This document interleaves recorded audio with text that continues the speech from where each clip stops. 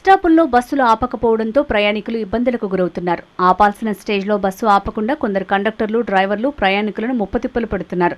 ప్రశ్నించే వారిపై దురుసుగా ప్రవర్తిస్తున్నారని కొందరు మహిళలు డిపోల్లో ఫిర్యాదు చేస్తున్నారు. సాధారణ రోజుల్లో ప్రతిరోజు 9 లక్షల నుంచి 10 లక్షల మంది సిటీ బస్సులో ప్రయాణిస్తున్నారు. ఉచిత బస్సు ప్రయాణం తర్వాత ఈ సంఖ్య ఏకంగా 18 లక్షలకు చేరింది. వీరిలో అధికులు మహిళలే కావటం విశేషం. గతంలో ప్రతిరోజు 4,50,000 మంది బస్సులో ప్రయాణించేవారు. ఇప్పుడు ఏకంగా 10 లక్షల మంది మహిళలు సిటీ బస్సులను ఆశ్రయిస్తున్నట్లు అధికారులు తెలిపారు.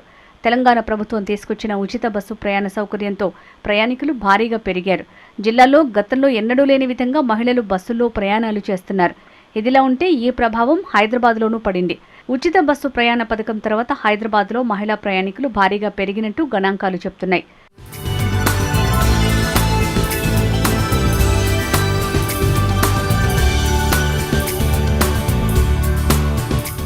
రాష్ట్ర ప్రభుత్వం ప్రతిష్టాత్మకంగా తీసుకొచ్చిన ఆర్టీసీ ఉచిత ప్రయాణం రోజుకొక వివాదంలో ఇరుక్కుంటోంది. మహిళలకు ఆర్టీసీ బస్సుల్లో ఉచిత ప్రయాణం కల్పిస్తున్నామని రేవంత్ సర్కార్ చెప్తున్నా క్షేత్రస్థాయిలో మాత్రం మహిళలకు ఇబ్బందులు తప్పటం లేదు. గిచిత ప్రయాణం లేదంటూ బస్సు కండక్టర్లు కసుబుసుమంటున్నారు. బస్సు కండక్టర్స్, డ్రైవర్స్ మహిళల్ని చిన్నచూపు చూస్తున్నారు.